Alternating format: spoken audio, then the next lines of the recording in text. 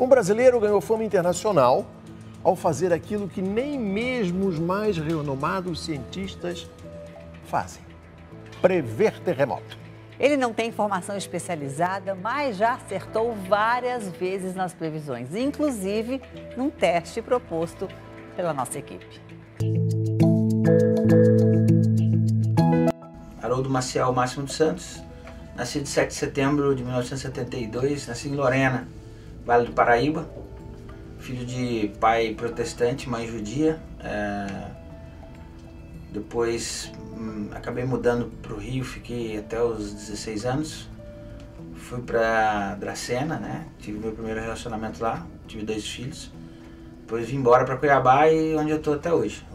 Atualmente com 50 anos de idade, eu trabalho como técnico na Universidade de Cuiabá,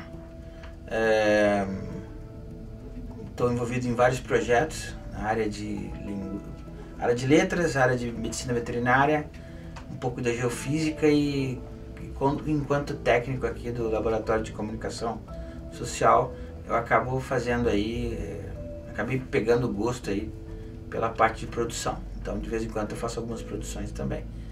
Definir minha personalidade sempre tive a vida muito difícil, então essa luta me fez não desistir muito fácil.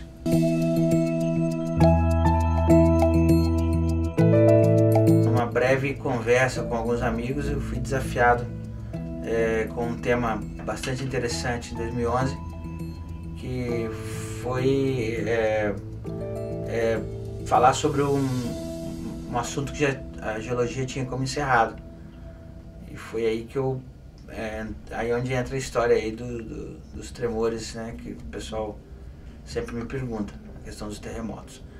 Quando eu tropecei nessa ideia, foi acidentalmente mesmo. A gente tava na conversa de final de semana, resenha dos brasileiros, a gente gosta de tomar uma cerveja, churrasco, coisa de brasileiro. E tava eu, um médico, um psicólogo, um programador, eu que tava pilotando a churrasqueira, e falando sobre o terremoto do Japão, foi em 2011, abril de 2011, e falando sobre as 20 mil almas, né, as 20 mil vítimas que o tremor do Japão tinha levado, né, e questionando sobre por que ainda não ter, a ciência não ter chegado a uma conclusão sobre previsão de terremoto. E eu falei, puxa, mas como é que é isso? E os caras me explicaram, os caras no churrasco explicaram, na época eles tinham mais conhecimento da geologia do que eu, né? E me explicaram que funciona assim, ó, né? As placas tectônicas estão à deriva em cima de um material incandescente, e essa deriva, né, uma placa vai empurrando a outra e tal, uma explicação trivial sobre aquilo que você estuda na escola. Então o problema foi que desde quando, desde do ginásio, né, eu sempre fui atrás de saber, né? Eu entendi, por exemplo, por que na minha época, né, tinha aquelas questões básicas. E eu falei, puxa, e só essa ciência que não evoluiu, né? Então eu falei, gostaria de ver se realmente é isso. Então eu peguei livros de geofísica, alguns escritores da área de geofísica, fui estudar um pouco de cálculo, e eu fui pesquisar sobre isso. Depois de um mês eu descobri que existia um padrão definido. Eu conto cartas, então fica mais fácil, tá? Vou te explicar que eu tenho facilidade com contagem de cartas, com estatística, então fica fácil identificar um padrão. Daí, nessa dúvida, eu fui atrás de um professor da universidade da UFMT. Ele me tratou super mal, falou, você tá louco, vai estudar, vai fazer outra coisa, você não tem nada pra fazer não, vai fazer outra coisa. E aí eu voltei chateado. Então eu peguei esse pequeno cálculo e comecei a tweetar. Falei, ó, daqui 2h30 tem um terremoto na região norte do Alasca. E aí, com um pouquinho de atraso, aparecia lá o tremor. E aí alguns caras vieram atrás e falaram, puxa, o que você fez? Como que você fez? E eu falei, mas por que não dá longa distância, né? E eu comecei com tremores de 2,5, com 2 horas de diferença. Eu descobri que quanto maior o tremor, mais tempo. Então foi onde eu consegui prever alguns tremores, assim, por exemplo, o da Turquia, eu mandei para um jornalista, Ele deu risada, depois morreram 700 pessoas. Da Espanha, que foram 50 mortos. Que a Defesa Civil até cancelou o meu alerta e caiu meia cidade, em Ica, no Peru. E finalmente eu mandei uma carta para um presidente que ia ter uma reunião na noite de domingo, em 2011, o senhor Pinheira, dizendo para ele que o local onde ele ia ter a reunião tinha risco de ocorrer um evento de magnitude 7.0. Então eu fiquei sabendo que eles cancelaram a reunião eu mandei essa carta e mandei o mesmo vídeo para uma TV. E essa TV postou isso, então daí chamei a atenção de Brasília, né? Um cara de Brasília entrou em contato, e aí o pessoal me chamando de louco. Aí toda a TV do Chile contratou um cientista da área para dizer por que não iria ocorrer o terremoto. E que era normal e tal, mas por que eu não poderia acertar? E explicaram N possibilidades de por que esse brasileiro estava maluco. E a previsão era para um domingo à noite, onde ia ter essa reunião lá, né, em Valparaíso. E eles cancelaram, a presidência cancelou a reunião. E o terremoto não aconteceu no domingo à noite. O terremoto aconteceu às 0h15 da segunda-feira já.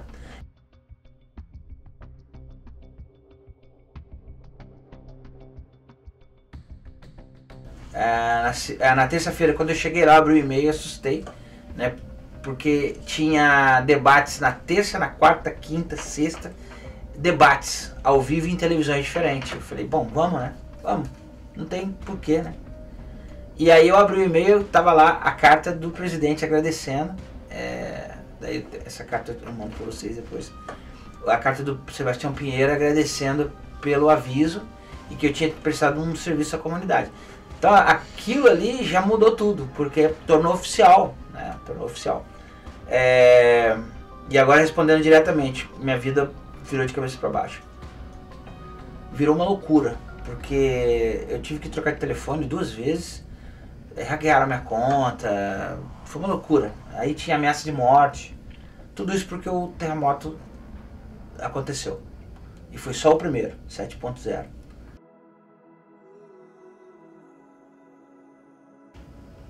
Começou a faltar ar, tive um pouco de febre e tal, será? Mas eu tô bem, né? Tô bem. E depois de 5 dias eu deitei e não atendia mais ninguém, não conversava mais com ninguém. Coloquei o telefone no silencioso e não atendia mais ninguém, mas porque eu tava, cara, por incrível que pareça, assim, puta, eu sentia muita tranquilidade, muita paz, porque acho que a falta de oxigenação, o fluxo de oxigênio baixou, então você fica assim, tipo, muito sono, né? Tudo fica mais devagar. E o telefone silencioso não tinha problema nenhum, eu dormia dia e noite. Então fui perdendo peso, fiquei desidratado e com 10 ou 12 dias já eu praticamente ficava só com a luz apagada, dia e noite. E o André me ligou, né? O André conseguiu falar comigo e falou pra mim, cara, você tá sozinho? Eu falei, não, tô com minha filha. Tira a foto do oxímetro. Você comprou o oxímetro? Comprei. Tira a foto do oxímetro. Aí eu tirei a foto do oxímetro. Aí ele falou, vou ligar aí.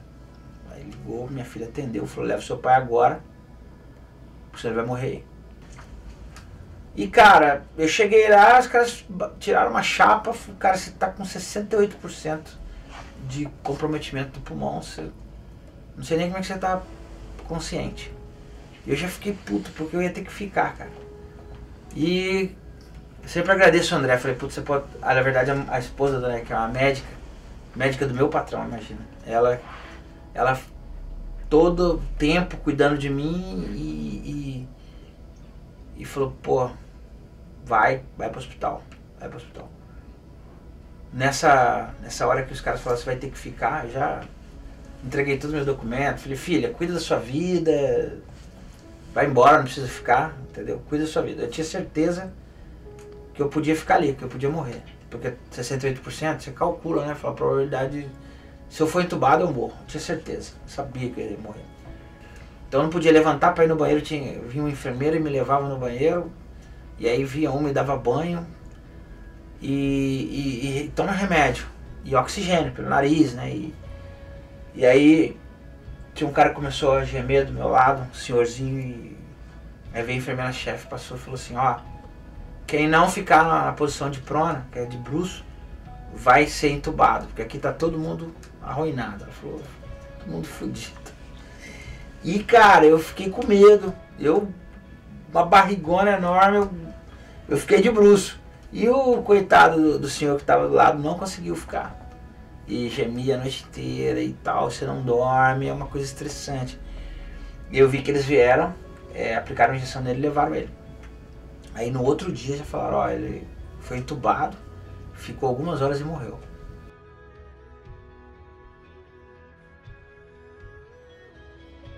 Cara, no terceiro dia já comecei a ter uma melhora considerável, porque eu comecei a sentir fome, né? Aí comecei a sentir frio de novo. E lá pelo quinto dia eu comecei a ficar do lado da cama e forçar o pé, né? Tirava, quando ninguém estava olhando, eu tirava o oxigênio para testar se eu ia cair mesmo, porque ela falou, você vai desmaiar. Fui no banheiro umas 2 vezes sem oxigênio para testar. Falei, eu acho que estou melhorando. E aí comecei a fazer comer toda a gelatina que sobrava, E cara, é o seguinte, para resumir, depois de 12 dias internado, eu chamei a enfermeira, a médica, e eu falei para ela, olha, eu vou te pedir um favor, eu não quero ficar aqui. Do jeito que eu tô aqui, eu pago uma UTI, eu vou embora para minha casa, eu não vou ficar aqui. Porque eu acredito que pode ter uma reinfecção. Cara, eu sou contra você sair e tal. Depois ele acabou me mandando uma mensagem, falou, vamos conversar uma hora, vamos tomar uma e tal, tá bom. E, cara, eu desmamei do oxigênio e saí o mais rápido possível, porque eu tinha certeza que era uma questão de tempo até os caras descobrirem que tinha uma reinfecção aí. Mas, depois quando já comecei a pensar, comecei a fazer, por exemplo, exercício físico, ficava do lado da cama, forçava a perna, que eu estava perdendo a massa muscular muito rápido, então o tecido adiposo já começou a deixar dificuldade para caminhar, então eu ficava preocupado com essas coisas. Eu fiquei sabendo que o Haroldo estava com Covid pelo meu esposo, né, André, ele é muito amigo, né, do Haroldo, e o André tinha comentado comigo, né, que ele estava tendo alguns sintomas. E aí nessa época eu já fazia o ambulatório do colaborador no Júlio Miller, que é um ambulatório onde a gente fazia assistência, né, dos funcionários que testavam positivo para Covid, a gente fazia acompanhamento, então eu já tinha uma certa experiência em relação aos sintomas da Covid. E meu esposo passou esses sintomas para mim, a princípio o Haroldo fez o teste, que tinha dado negativo, mas a gente sabe que testes negativos podem acontecer, né, que a gente chama de falsos negativos, né? E ele continuou evoluindo com os sintomas e em um outro momento o Haroldo testou aí de fato positivo para a doença. Foi assim que eu fiquei sabendo. O Haroldo, infelizmente, ele tinha alguns fatores de risco importante para não evoluir bem na Covid, né? Ele tem obesidade, né? Tinha obesidade naquela época. Ele já tinha uma hipertensão leve, já tinha uma suspeita de diabetes também, né, nos exames que ele fez. Então, essas doenças são fatores de risco para uma evolução mais grave da Covid, principalmente em questão da obesidade, né? E, infelizmente, ele não evoluiu bem, né? Ele evoluiu com uma falta de ar importante, né? Ele precisou ser internado e então ele não teve uma evolução boa desse quadro dele, da Covid. Então, e o momento que marcou muito na evolução do Haroldo foi quando o meu esposo me ligou, estava no trabalho, e falou que o Haroldo estava com 84% de saturação. E é uma saturação muito baixa. Na verdade, a saturação normal a gente considera acima de 95%. Abaixo de 90%, a gente já acende um sinal vermelho e dele estava em 84%, né? Que já é indicação de internação. Nesse momento eu fiquei muito preocupada, né? E pedi para o meu esposo ligar para o Haroldo e falar para ele para ir para o médico ou que os filhos dele levassem ele ao médico, porque ele ia precisar de internação e foi o que de fato aconteceu. Então esse foi o momento mais crítico, o momento mais tenso. que eu fiquei com medo dele evoluir para um grau de gravidade assim pior ainda. Como que foi? E assim, felizmente o Haroldo ele não precisou de UTI, ele ficou na enfermaria, sendo bem assistido no hospital onde ele foi internado. Ele foi fazendo fisioterapia respiratória, recebeu os medicamentos de forma correta, recebeu uma assistência respiratória que a gente chama de CPAP e graças a Deus ele evoluiu bem. E isso me deixou extremamente aliviada, extremamente feliz, porque vocês sabem, o Carioca é uma pessoa extremamente querida, né? Uma pessoa muito amada por todos. E nesse momento comecei a ficar mais aliviada, mas foram momentos muito, muito tensos.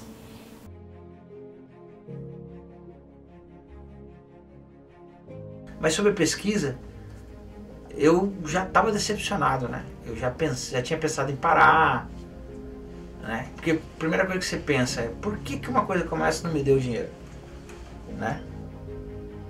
Eu vi que eu apresentei para as pessoas erradas. Fazer o caminho da ciência, se eu tivesse falado que eu era eu sou um paranormal e posso prever terremoto, eu teria chamado a atenção do planeta inteiro, porque o ser humano ele é predisposto a acreditar em conto de fada, a gente é programado para isso. Eu queria ver a pesquisa, eu queria ver essa pesquisa validada, né? Mas é que assim, eu fui ver depois, entender, para não querer que as pessoas, a gente tem, né? Eu queria que as pessoas, eu fiquei puto, né? Mas aí você vê o seguinte, tá fora do meu tempo, então eu ser muito arrogante se eu disser pra você que isso vai se, né, não sei quando. Eu fico triste, dói, mas eu entendo que não é para agora. Eu acho que se você tiver alguma coisa nova para propor, meu conselho é que você se forme, tenha seu doutorado, e quando você não tiver nada a perder, com o seu salário já garantido, aí você vai tentar propor algo novo. Se você fizer o que eu fiz, com certeza você vai acabar igual eu. Cada live eu falo, se você é geólogo, geofísico e quer pegar esse projeto e levar para frente, entre em contato, vamos produzir artigo. Tem um cara que veio embora do Pará para cá, ele é um geólogo, Vicente. Esse cara, ele tá trabalhando aqui, né? Ele faz esse mapeamento de terra aqui no Mato Grosso para descobrir diamante, ouro. E ele falou, cara, eu vou pegar parte do meu tempo e vou empregar na sua pesquisa porque eu acredito nela. Então a maneira que ele tem de me ajudar é como geólogo, e ele não tem nada a perder, ele já tem a renda dele. Então ele vai para aquilo que eu chamo de, o cientista ele tem que ter duas identidades. Aquela que você vem na faculdade e faz o que eles pedem para fazer. Então assim, e aí você começa a entender que a ciência ela não valoriza exatamente a pessoa por aquilo que ela é, e sim por aquilo que a ciência necessita que você seja.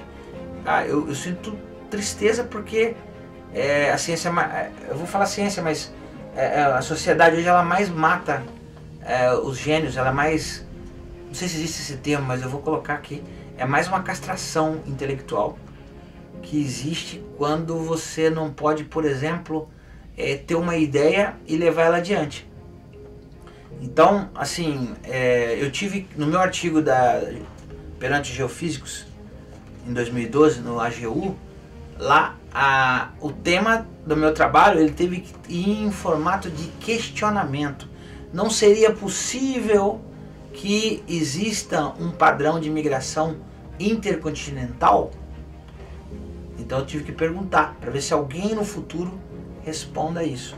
Mas só o fato dos geólogos e sismólogos brasileiros dizerem que os terremotos do Chile, do Peru e do Atlântico geram tremores no interior do Brasil, para mim já é uma surpresa, uma grande surpresa, porque isso aí é só a ponta do iceberg. Se fosse um cara que se importasse com as críticas negativas, ou se você se importa que os caras te chamam de louco, ou de qualquer outro tipo de coisa, você já não iria levar à frente uma ideia louca.